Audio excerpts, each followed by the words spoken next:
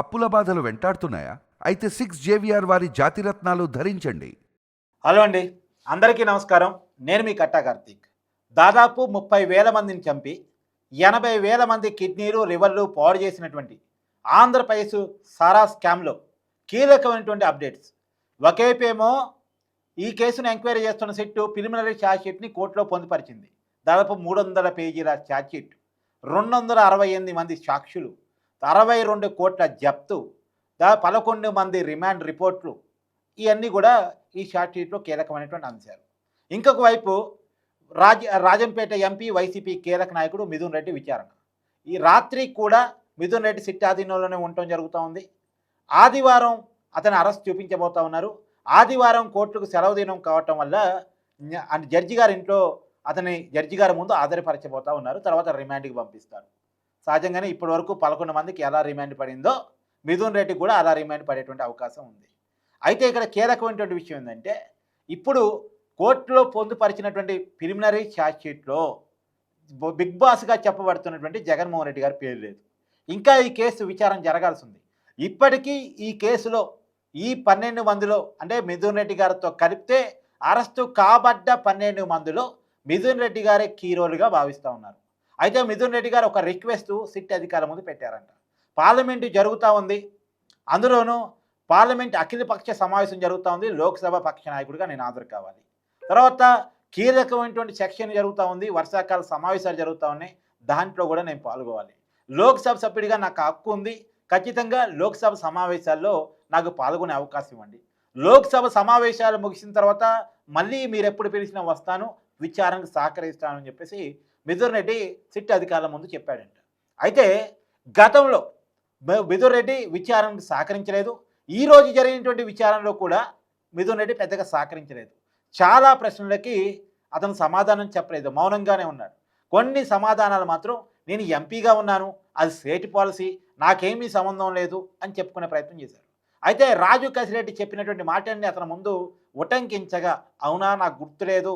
సహజంగా వైసీపీ నాయకులు ఒక కీలకమైన డైలాగులు ఉంటాయి, తెలియదు, మర్చిపోయాను, గుర్తులేదు, ఇలాంటి కామన్ డైలాగులు ఉంటాయి. ఇలాంటి కామన్ డైలాగులు మిథున్ రెడ్డి గారి నోటి నుంచి కూడా వచ్చాయి అనేటువంటి విషయం తెలుస్తూ ఉంది. సో విచారణకి సహకరించట్లేదు కాబట్టి మేము అరెస్ట్ చేస్తాం అనేటువంటి ఆలోచన సిట్ వచ్చిందంట. నిజానికి విచారణ సహకరించుంటే సిట్ అరెస్ట్ చేయకపోదేమో. మీకు ఒక విషయం చెప్తా, మిథున్ రెడ్డి A4 అంటే అక్యూజ్డ్ 4గా ఉన్నారు ఈ కేసులో. A5 అక్యూజ్డ్ 5గా ఉన్నటువంటి విజయసాయి రెడ్డి అరెస్ట్ ఇంతవరకు జరగలేదు. ఎందుకు జరగలేదు అంటే, పిలిచినప్పుడల్లా విచారణకు వస్తానని విజయసాయి రెడ్డి చెప్తా ఉన్నారు. సరే ఒకరోజు సాధ్యం కాకపోతే ఇంకో రోజు వస్తానని చెప్తున్నారు. పైగా అతను చాలా కీలకంగా సిట్ విచారణకు సహకరిస్తున్నాడు. అంటే అతనికి వైసీపీ మీద ఉన్న కోపమో, రాజీనామా చేయటమో, లేదు జగన్మోహన్ రెడ్డి గారిని సేవ్ చేసి మిథున్ రెడ్డి గారి కాడు, రాజీవ్ కసిరెడ్డి కాడు ఈ కేసుని ఆపడం, తన కారణం ఏదైనా సరే విజయసాయి రెడ్డి కొంత కోఆపరేటివ్గా ఉన్నాడు. సాక్షిగా అతను ఆ విచారణకు హాజరవుతున్నాడు. కాబట్టి కేసు విచారణకు సహకరిస్తే అరెస్టు విషయంలో సిట్ వెనక ముందు ఆలోచిస్తుంది. కానీ విజయసాయి రెడ్డి రాగా మిథున్ రెడ్డి కోఆపరేట్ చేయట్లేదు కాబట్టి మిథున్ రెడ్డి అడిగిందని సిట్ కూడా సహకరించే అవకాశం ఉండదు.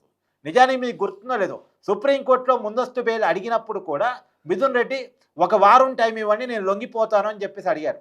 కానీ సుప్రీంకోర్టు దానికి ఒప్పుకోవాలి. అందుకని తప్పనిసరి పరిస్థితుల్లో లోక్సభ సమావేశాల కంటే ముందే విచారణకు హాజరయ్యారు మిథున్ రెడ్డి. ఒక గొప్ప స్ట్రాటజీతో హాజరయ్యారు.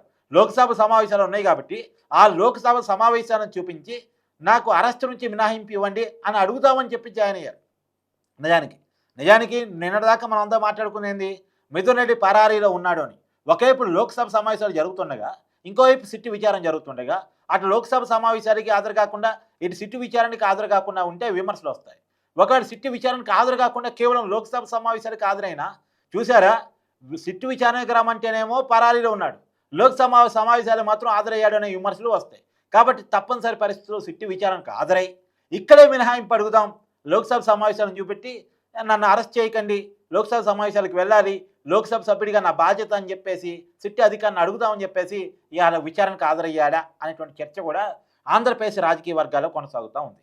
ఏది ఏమైనా ఒక మంచి అంశం ఏంటంటే విచారణకు హాజరు కావటం. ఏదేమైనా విచారణకు సహకరిస్తే మాత్రం అరెస్టుల విషయంలో సిట్టు వెనక ముందు ఆలోచించే అవకాశం ఉంది అని విజయసాయి రెడ్డి విషయం మనకు క్లియర్గా తెలుస్తుంది.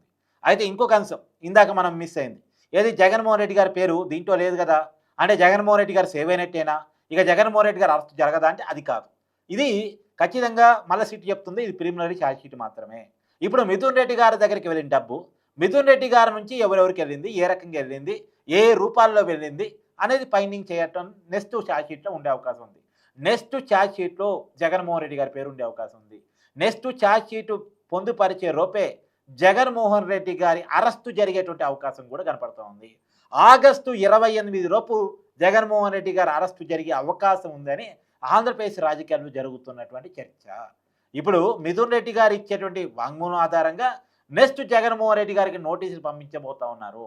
జగన్మోహన్ రెడ్డి గారిని కూడా 1-2 సార్లు విచారించిన తర్వాత అతను హైకోర్టుని, సుప్రీంకోర్టుని ముందస్తు బెయిల్ కోసం అప్రోచ్ అయ్యే టైం ఇచ్చి సుప్రీంకోర్టు కాదన్న తర్వాత అరెస్ట్ చేద్దాం. ఎందుకంటే ఇప్పుడు అరెస్టులు ఎలా జరుగుతున్నాయి చూస్తున్నారు కదా. అందరూ ఈ కేసులో అక్యూజ్డ్ పర్సన్స్ అంతా కూడా తమకున్న లీగల్ రైట్స్ ప్రకారం కింది కోర్టు, హైకోర్టు, సుప్రీంకోర్టు అన్ని కోర్టుల్లో కూడా బెయిల్ పిటిషన్ దాఖలు చేసుకొని బెయిల్ పిటిషన్ కొట్టేసిన తర్వాత మాత్రమే అరెస్ట్ చేస్తున్నారు. హడావుడిగా అరెస్ట్ చేయట్లేదు. గతంలో కోర్టుకు పోయే టైము అక్యూజ్డ్ పర్సన్స్కి ఇచ్చేవాళ్ళు కాదు వైసీపీ పరిపాలనలో. కానీ ఇప్పుడు మాత్రం ప్రతి ఒక్కరికి వీలైనంత ఎక్కువ సమయం ఇచ్చి వాళ్ళు కోర్టులు అంటే సుప్రీంకోర్టు దాకా వెళ్ళే అవకాశం ఇచ్చి సుప్రీంకోర్టు కూడా కాదన్న తర్వాత అరెస్ట్ చేయడం వల్ల చూసారా కోర్టుల ముందు వీళ్ళు ఓడిపోయిన తర్వాతే విచారణకు హాజరవుతున్నారు, అరెస్ట్ అవుతున్నారు అనే దాన్ని సిట్ ఎస్టాబ్లిష్ చేస్తూ ఉంది. ఇప్పుడు నేరం చేసిన వాడికే ఇంత భయం ఉండేది అనేటువంటి విషయాన్ని ప్రజల ముందు ఎస్టాబ్లిష్ చేస్తుంది. సిట్టు చాలా తెలివిగా ముందుకెళ్తూ ఉంది. సో అందులోనూ అక్యూజ్డ్ పర్సన్స్కి కావాల్సిన టైం ఇస్తున్నాం అనే దాన్ని ఎస్టాబ్లిష్ చేస్తూ ఉంది. సో ఈ కేసులో బిగ్ బాస్ పాత్ర ఏ మేరకు సిట్ తేల్చగలిగింది. కానీ చాలా క్లియర్, ఈ కేసు మాత్రం సిట్కి కత్తి మీద సాము. ఒక పక్క కేంద్ర దర్యాప్తు సంస్థలు ఏమాత్రం సహకరించట్లేదు. ఈడీ దీంట్లో ఒక ఎంట్రీ అయినా ఏదో ఏలు పెట్టామా ఏలు పెట్టలేదా అన్నట్టు వ్యవహరిస్తూ ఉంది. ఈడీ పెద్దగా ఈ కేసును ముందుకు తీసుకెళ్ళట్లేదు. ఒక సిట్టు మాత్రమే ముందుకు తీసుకెళ్తూ ఉంది. రాష్ట్ర పోలీసులకి చాలా పరిమితులు ఉంటాయి. కేంద్ర సహకారం లేకుండా కేంద్ర దర్యాప్తు సంస్థల సహకారం లేకుండా విదేశాలకు పోయిన మనీని ఐడెంటిఫై చేయటం, విదేశాల్లో పెట్టిన కంపెనీని ఐడెంటిఫికేషన్ చేయటం, ప్రత్యేకించి దుబాయ్లో డెన్లో ఉన్నటువంటి వివరాలను రాబట్టడం అనేటువంటిది సాధ్యమైన పని కాదు. ఇప్పుడు ఈ కేసును తేల్చేయటం అనేటువంటిది సిట్ ముందున్న చాలా పెద్ద టాస్క్. ఇది ప్రభుత్వం యొక్క కూటమి ప్రభుత్వం యొక్క ఒక రకంగా ప్రతిష్టాత్మకమైనటువంటి కేసుగా చెప్పుకోవాలి. ఇక్కడ జగన్మోహన్ రెడ్డి గారిని దోషిగా చేయకపోతే ప్రజల ముందు కూటమి ప్రభుత్వం విలన్గా మారే అవకాశం ఉంటుంది. ఒక రకంగా చెప్పాలంటే ఏమైనా లొంగిపోయారా అనేటువంటి చర్చ కూడా వచ్చే అవకాశం ఉంటుంది. ఇప్పటికే మిథున్ రెడ్డి విషయంలో కూడా అసలు మిథున్ రెడ్డి విచారణ అరెస్ట్ జరిగిద్దా లేదా, ఎందుకంటే పెద్దిరెడ్డి మీద గతంలో అనేక ఆరోపణలు వచ్చి అనేక కేసులు పడ్డాయి. ఏదో అటవీ భూమి ఆక్రమించుకున్నారు, ఇంకెక్కడో ఆక్రమించుకున్నారు, అందుకని పెద్దిరెడ్డి అరెస్ట్ జరగలేదుగా. పెద్దిరెడ్డి విషయంలో ఎలా లొంగిపోయారో మిథున్ రెడ్డి విషయం కూడా అలా లొంగిపోతారేమో, ఇలా రకరకాల చర్చలు నడిచాయి మిథున్ రెడ్డి అరెస్ట్ జరగదు అని చెప్పేసి. కానీ ఎట్టకేలకు మిథున్ రెడ్డిని అరెస్ట్ చేయడానికి సిట్టు మొగ్గు చూపింది.